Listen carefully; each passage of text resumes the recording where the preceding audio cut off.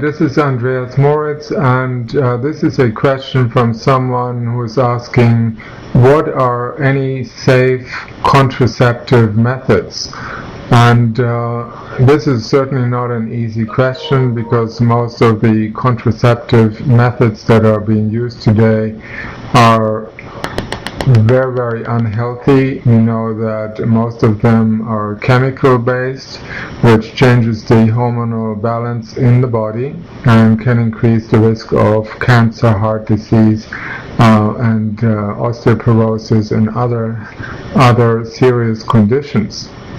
So in order to have a purely safe contraception preventing pregnancy and undesired pregnancy is to follow the biological rhythms and look at the ovulation cycles of the female reproductive system, and acknowledge that there are certain days in the month where you as a woman is more receptive to become impregnated, and so this is a time to avoid having sexual intercourse. Now this would require obviously the collaboration or cooperation with your partner. And that sometimes is quite difficult when particularly you become more attractive, because you produce more hormones during the time of ovulation, and this is natural, because when you go out into the wilderness and you find animals at certain times of the month, they are more they produce more pheromones to attract the male partner in order to have sexual intercourse, in order to conceive. So the same thing applies to human beings. Women are more attractive to men when the time comes where there is a potential for impregnation. Having said that, I want to take this a little further, and you may accept this or don't accept this, but from my own experience, and I'm 58 years old, I've had very great success in natural ways of avoiding pregnancy. And the best way, in my opinion, is mental contraception. And mental contraception is something that requires trust and almost like faith. Faith in the knowing that a soul that wants to come into embodiment is the primary factor involved in becoming pregnant or avoiding pregnancy. If a soul, a person, a being that wants to come in and is choosing a particular parent or parents to come into this world, there must be an agreement between the parents and the child's soul before this is possible. And this takes it out of the realm of control almost. It seems like you're not in control, but in reality you are, because you made an agreement with the incoming soul to bring that soul into embodiment. If you are opposed to that, the soul cannot go against your wishes.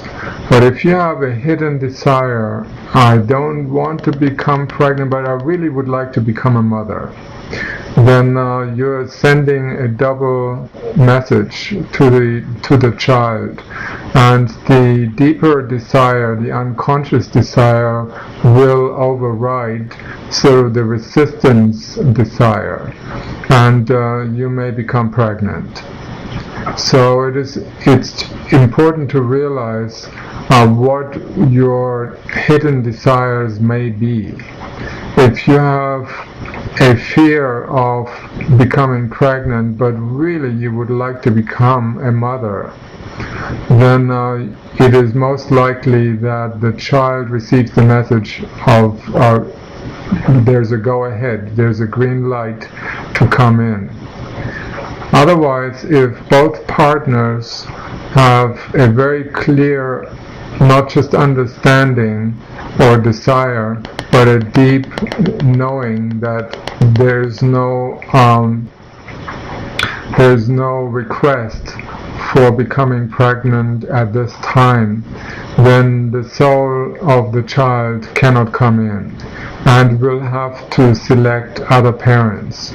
Before a child, a soul, chooses a parent, it will be around the parents, the potential parents, for quite a long time. And it will suss them out to see if they're karmically compatible with the child's needs and requirements for an entire lifetime. And if there is compatibility, then and there's the acceptance by both partners, the parents, potential parents, to say yes for a pregnancy, then this will happen.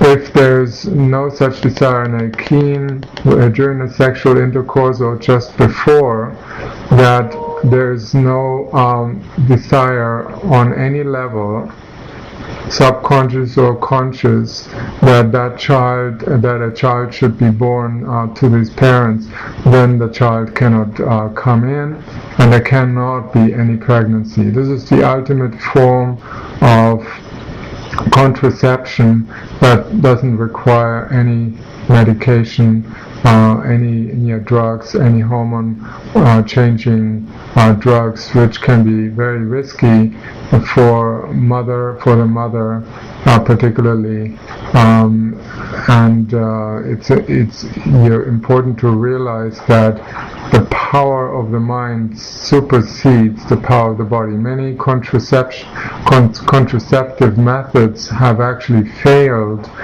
when there's an underlying desire to become pregnant, to become a parent, when even though the contraception is supposed to be like 95-99% effective.